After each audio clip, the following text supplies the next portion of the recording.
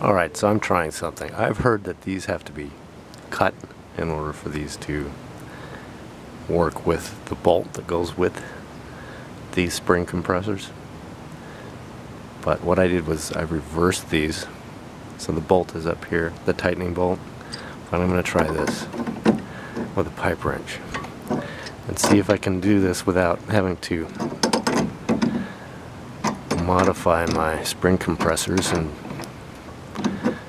basically have to have another pair, which is not the end of the world because they're not expensive, but might not have to.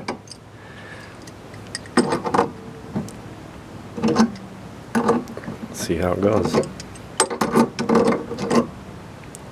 little more tedious. Okay, I got these pretty tight. It's giving me more give. It's allowing me to move this around. Now, sometimes you lose ground like that. I'm gonna avoid that happening again after I pry it back, because there's gonna be a lot of fudging with this thing. And I forgot how I got that button.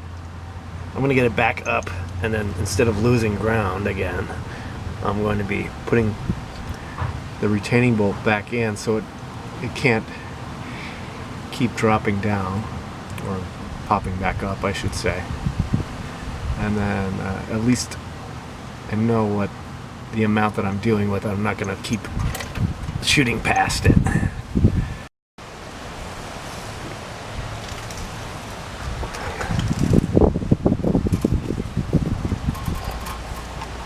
I see light. I see light under there. This is progress. Okay, gotta be careful with the cable down here. Oh no, I don't want to lose that progress, but I might. I think we're close though. Really close.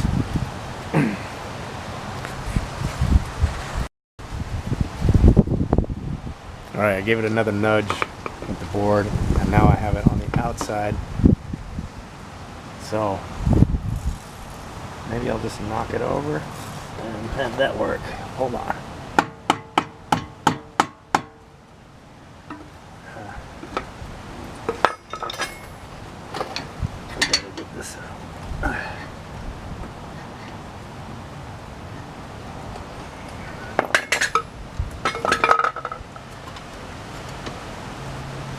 Can be done with one person, I think. I hope. Look at that. I'm going to be careful with that. It's going to snap a little probably when I get it out. Look at that.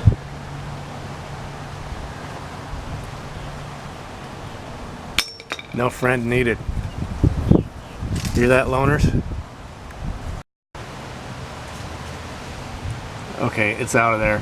So, in case you're wondering how much I had to scrunch this coil spring down, the answer is more than I would like, because it's always kind of intimidating to do that, but it was necessary to scrunch it down pretty far, as you can see.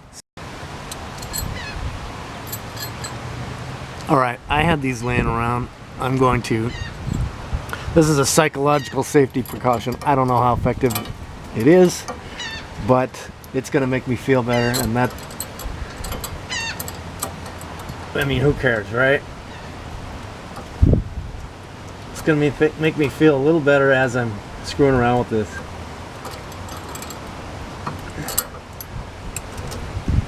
The idea being that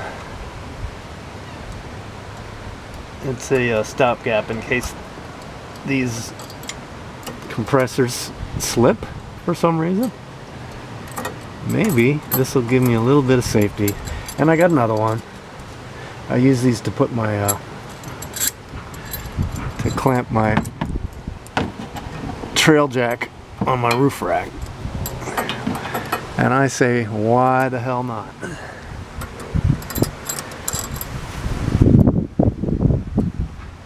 Might look silly, but I don't care. Ooh, here's a tip. Make sure there's no plumerias in your way before you do the job, so you can open your hood up. Numbnuts. Okay, there's the top of the strut mount. There's a cap.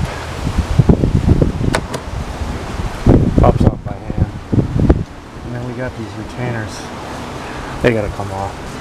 Never taken one of these off before, so I don't know how they do it.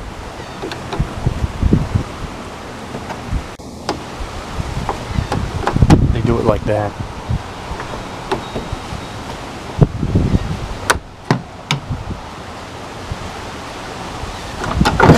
Look! Watch your feet.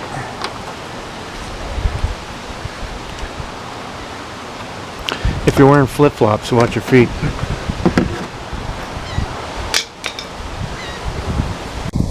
Because guess what? It fell down. That's okay, it fell down by itself.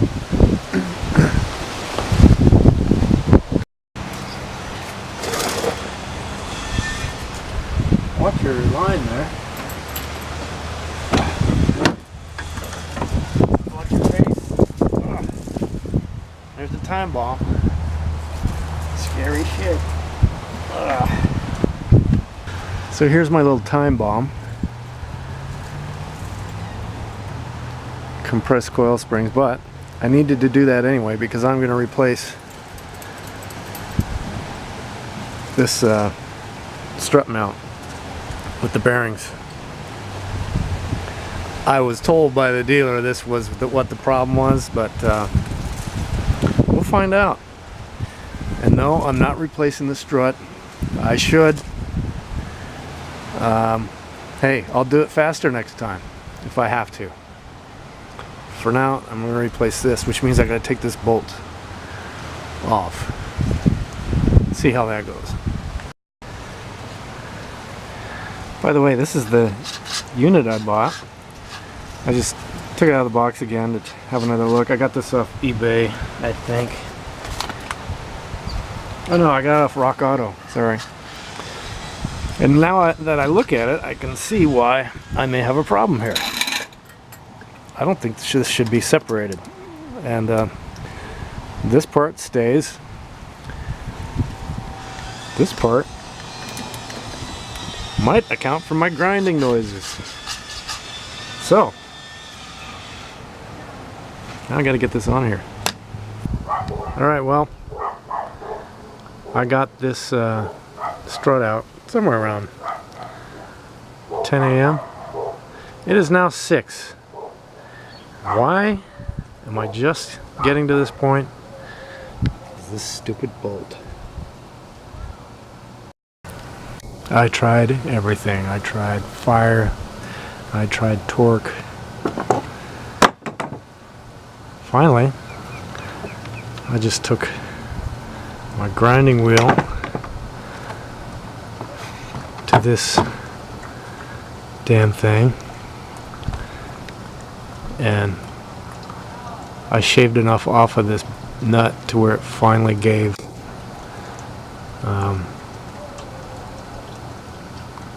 People say use an impact wrench.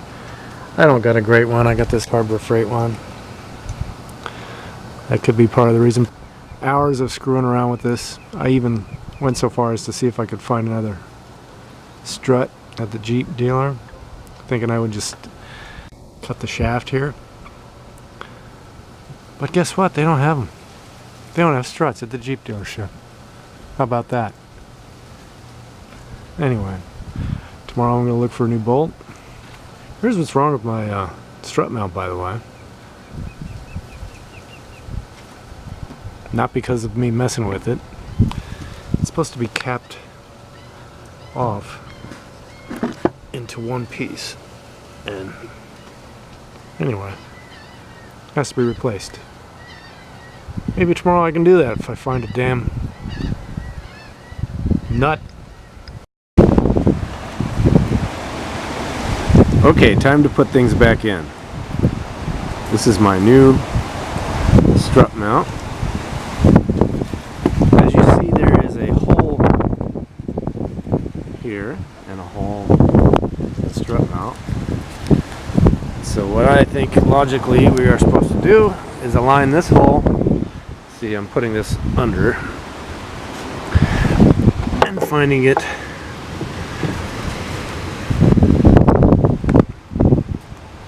There's my holes aligned. As you can see, it's also sloped slash angled. And this is angled, so in order for this to be put in properly, it has to meet and be put in at the right angle. See, it's not symmetrical. In order to put it in right, we have to put this hole in line with this hole.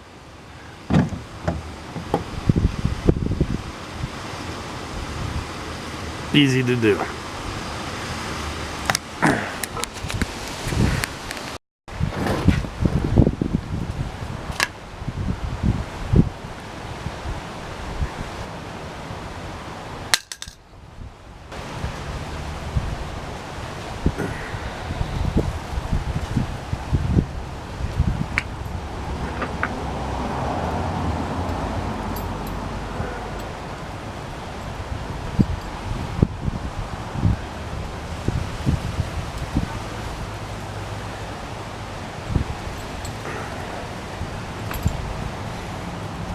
That's going to be seated as it should be.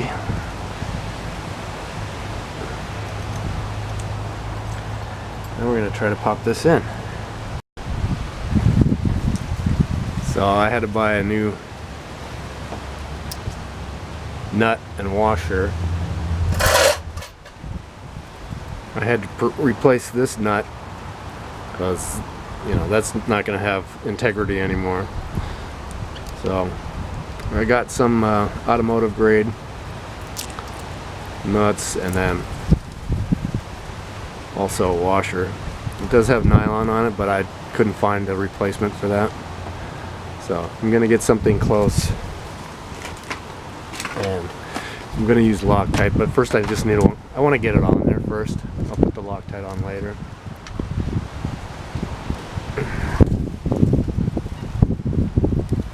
Oh, this is no longer an 18, so I gotta find, I guess, a 19.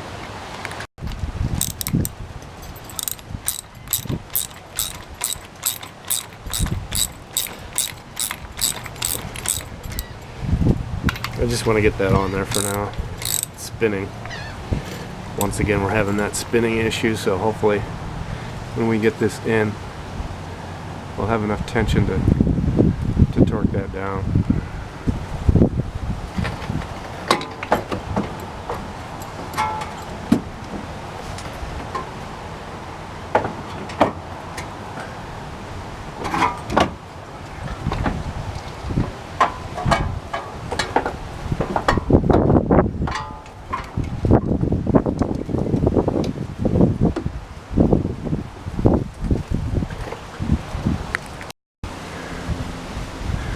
So I hope I don't block the view here, but I'm going to have one hand pulling the strut up and the other hand putting on these retainers. So this may not show up because, well, I've only got two hands.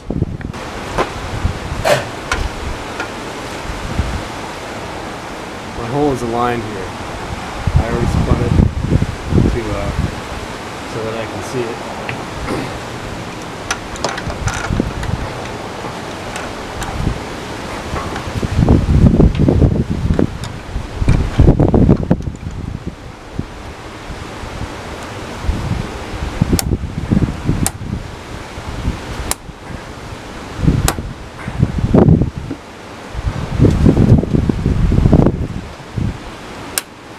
hey, I can do that by hand, which is good. So now it's not going to fall.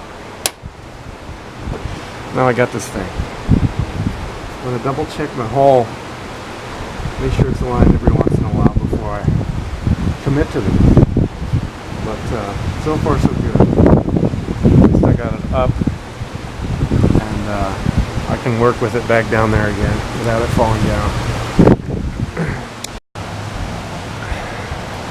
So in order to get this back into here, it's going to be more struggle because, of course, this is a strut.